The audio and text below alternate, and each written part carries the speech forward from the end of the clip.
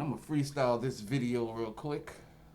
What up, you guys? Sam Sim chilling on a Sunday, July 16th, 2017. Just got the hair braided. Oh shit, looking dope, looking fly, man. Still gotta get the lining. I'll probably do that tomorrow. But this video is in regards to a lot of videos that I've seen brothers do on YouTube, and I agree a lot with what it said, especially when it comes down to the Somalian community, because I have a couple of Somalian buddies who I've eaten at their family restaurants. I've seen how they move. And in fact, I've even stated in one video how there was a Somalian woman who I saw, she was standing on the side of the street. Her car broke down, and she called a Somalian tow truck company to haul her car back to her home. They go to their own churches. They go to their own shops, their own restaurants. I've been to a couple of Somalian weddings, and I just see how they operate. They don't really assimilate into the American culture. They barely speak the language of Americans, and they have a strong sense of tradition when it comes down to the way they carry themselves. In fact, I also mentioned in another video how, when they are Americanized, out of the hundreds of thousands of Somalian people who I have seen, there's only been two that I've seen who have completely Americanized themselves.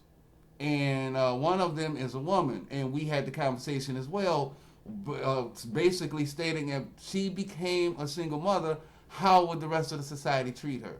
And she basically told me that she would be ostracized from that community. So the Africans who I do see, especially in Columbus, who yearn to understand more about blacks, yearn to tend to work with blacks and try to understand what we've been through.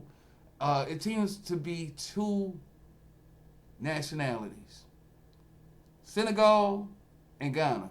And I mean, this is just my personal opinion because I've actually talked and spoke to these people, and I have friends that are Ghana and Senegal, well, from these two nationalities. I have, a buddy of mine, like, he's 56 years old. I'm actually cool with the entire family. He's 56, his wife is like 38, 39 years of age, and they have 4 children. And the father, actually, he was an engineer, went to college. He started off in Ghana, and then he went to New York and went to college and finished his, his master's degree in Columbus, Ohio. Very, very smart guy. But we do a lot of talking. Like, we've been cool for like over 6 years. Me and his wife, we've always talked about different things in regards to the difference between the traditions in Ghana versus the black community. I've also got a chance to speak to her father, which is the children's grandfather before he died, and they had the funeral out in Ghana and all of that. So basically yesterday I sat around with them at the table. I just passed over there to check on them. Haven't seen them in a while. So we were just talking about traditionalism between both cultures, and we got into a deep conversation in regards to the money. Now, I haven't been keeping up with Donald Trump in his actual dealings with Africa and, his movement as far as like trying to work with Africa. But my buddy, 56-year-old guy, he basically told me, he said, well, a lot of African leaders have woken up since Donald Trump has been in office. They understand now that they need to unify more. They understand now that they need to create their own resources. They need to keep their own resources within their countries. They need to create their own guns, have their own automobiles, start a space program. In fact, Ghana has finally, built a satellite so that they can have their own, internet system. So, when I was telling them about how, black people, how we view Africans, and we've always talked about this for years. In fact, I mentioned in another video how, the same engineer, the same Ghanaian that I'm talking about, when he was in Ghana, actually, studying as an engineer, as an intern, there would be a lot of white guys and a lot of Chinese that would go out there and they would try to do work and establish businesses and establish properties in Ghana. Well, anyway, a lot of these black Ghanaians would ask, where are the black Americans? And the white ones would say, oh, you don't want to deal with them. Look at the movies. Look at how they are. They're selfish, they're violent, and et cetera, et cetera. So when he came here, he had a different look on a lot of black Americans, and it took for him to kind of like talk to them and, bond with them to understand like a lot of these things weren't true. A lot of white people go to Africa and these other countries, and, they use these stereotypes against us. So, to make a long story short, we were talking about the money, and we were talking about how, other countries, they're building computers, they're into quantum mechanics, they're into the STEM programs, and, eventually all of them, a majority of them will eventually get into the space program. So that's when we started getting into the whole satellite discussion. And then he also stated that, Africans are starting to learn now to deport a lot of Chinese, especially in Ghana. Like a lot of Chinese, because the China land itself is overpopulated. So a lot of the people in China, when they go to places like Ghana, they immediately deported and turned back around. They're stealing the resources. They're taking the gold and the oil and the diamonds out of Africa, and they're bringing it back to their own community. And a lot of Africans are getting tired of it. And I also asked about, black Americans. And he said, there's a lot of black Americans who are moving to Ghana and also Senegal. I've actually had the similar conversation with a buddy of mine on that topic as well, because he's always trying to convince me to go to Western Africa and build a business there, start a business there. And, my question to them was, why'd I go over there when you guys are coming over here, And I didn't want to really come out and ask them. I just say, well, this is how media puts it out there. And when you see Africa, you see, this is me coming up as a kid when I would look at these television shows, these commercials, these infomercials, and they would show babies with flies all over them, and you would see Africans living in ditches, half naked, walking around with feathers and shit like that. And he said, no, this is not how Africa is. I mean, you can look at places like Nigeria. I mean, it's well established.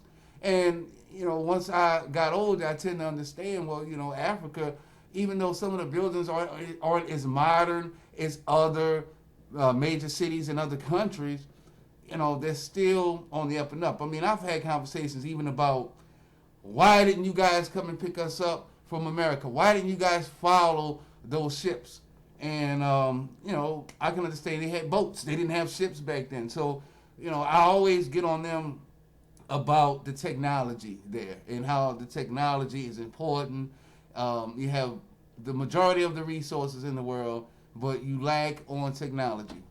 So, when I heard another guy say a lot of this stuff on YouTube, I was like, man, my God, you're preaching to the choir, man. I mean, I actually talk to these people. So he said finally, Donald Trump told them some shit in Africa, and it woke them up. It opened their eyes, and I said, okay, well, we shall see, because I'm seriously getting tired of this shit. And for you guys, for my Senegal people and my Ghanaian people, for them to tell me, well, this person from New York, they were a doctor, a black guy from he was a doctor. He moved to Ghana, and he saw how nice it was there, and he bought a house. Jay-Z and Beyonce, they have a house in Ghana, and businesses are being established there. And I've watched a lot of YouTube videos where there are black people who have built businesses, who have established businesses, and they currently live in Africa. And me and my Ghanaian friend, his wife basically said, see, that's the problem. The reason why we move here is because there aren't any jobs like how America has it. So if Ghana had the jobs, then we wouldn't come here to America to do it. And what makes it so even worse is that when we come here, a lot of black Americans view us as African, I don't want to have any dealings with them. I don't trust them. And, not only that, they look at our culture as being fucked up. You see the ratchet women running out here. You see a lot of the men out there killing each other, and you see the crime and all of this shit going on. And traditionally, they aren't raised like that. Hence, they will not raise their kids like that. So what she said was, black Americans here, there's a lot of black Americans who do make a lot of money. Black Americans here who understand how the economic system works, and they still rather live here in America. They rather build in America, and they just forget about Africa, which I completely understand because of how the media portrays Africa, and that separation between black people who are getting locked up in jail. The ones who talk about, I'm going back to the motherland. You see them with their dashikis and shit, but they can't go to the motherland because they have convicted felonies. Like, they've learned about the motherland when they were locked up in jail. A lot of these Hotep guys, they don't have the money to go to Africa to even see how it is. A lot of these guys, and I'm serious, I am so serious, I would say 80% of these guys who are on this Hotep shit, all on this motherland going back to Africa shit, they will never go. And if they do go, it's all about going to Egypt and shit. It's never going to West Africa, basically that whole coast where it started off, the route of the Middle Passage. They're not going there. I've asked a lot of stories about this. They said, well, yeah, if a lot of black people here would bring a lot of their businesses to Africa, we would definitely boom. So, that goes back to the education. It goes back to the infrastructure that black people must provide for their own communities and ship the money out, just like how a lot of other races of people do, especially the Arabs. When they come here, they send the money back home over to their homeland and help to support their places. So yeah, my Ghanaian friend, she's like, yeah, I advise you to go back and find your African tribe and all of this. So I'm like, man, a part of me is like, it doesn't really matter anymore. It doesn't. The only thing that really does matter, I would love to see Africa become a thriving continent, all of the countries. I would love for them to have space programs. I would love for them to be able to, create their own artillery, their own ammunition. I would love for them to just kick all of these other races out because they don't give a fuck about them. All they want is the resources. That's the goal. And also, too, I would love to see a lot of black Americans work with a lot of the Western African countries. So I won't keep my video too long. It'll probably be a part 1 to this one as well. But I don't know. I just figured I'd just bring that up because, our conversations were long. We talked about, just how the cultures are completely different. And I had to explain to them a lot. I had to explain to them, how black people were before the civil rights era. How we had less crime, how we had no choice but to depend on one another, how we had our own communities, and our communities would basically run out the drug dealers and run out the rogue people that we have now that are portrayed as role models and cool guys and shit like that. And they never understood any of this shit. I had to go back to the Civil War. I had to explain, like, this is what happened during the Civil War. This is what happened during the, time of World War One. This is what happened during World War Two. And, this is the state that we're in now.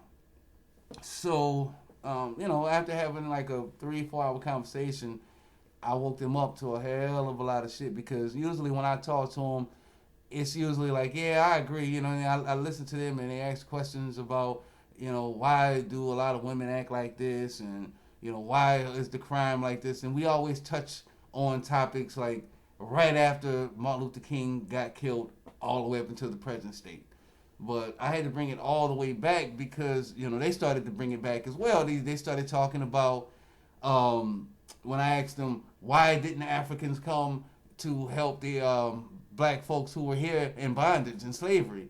And he explained to me, the engineer, my buddy who's the engineer, he explained to me that you know, it's almost like living in Ohio where you had different tribes who conquered other tribes, and what they did was they sold all of the people. So for a while, a lot of these tribes, they didn't have any idea what they were doing until later times and shit. And I said, well, same thing happened with the Arabs. The Arabs conquered a lot of African countries, just like how white man has conquered a lot of African countries. And that's when we started getting into the conversation about, oh, well, we're woke up to that shit now, especially with the Chinese going over there trying to steal shit. So, I mean, big ups to Africa. And I hope that all of this shit, it continues. And, it just proves my point about the whole theory about Donald Trump being in office. Donald Trump and his policies can actually wake up a lot of people here, even here in America. A lot of blacks in America can actually benefit from a lot of the policies that are going on right now, at least on an emotional state. I honestly think that, just the fact that everything is being removed that Obama put in place, like repealing and replacing Obamacare, actually cutting off the ties that we have with Cuba, different things like that. I mean, it's enough to piss off a lot of the upright liberals, and just watching some of the policies that he's continuously trying to place in the system, the Republicans and all, because they run the seat right now. But with these policies, it's enough to take and wake up a lot of black people for them to say, you know what, we need to be more accountable for our actions. We need to have our own businesses, and we need to kind of like work with other communities who look like us, and get something going. Because, the ones at the top, I mean, we have to even get them to understand, like, hey, you know what? Those motherfuckers don't care about you guys up there, like these Larry Elders,